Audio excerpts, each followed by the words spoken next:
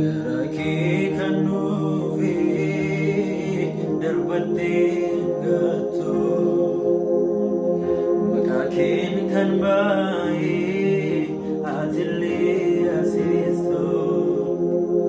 akana mamiti murtafin jarjarto nuran gera makan kyan fatu Jesus aglato akana mamiti murtafin jarjarto nuran gera makan kyan fatu Jesus aglato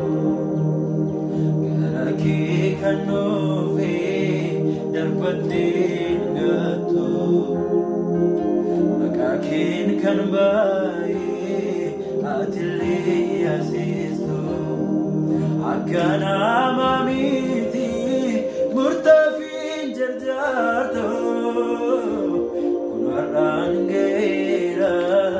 makan kyan fatu Jesus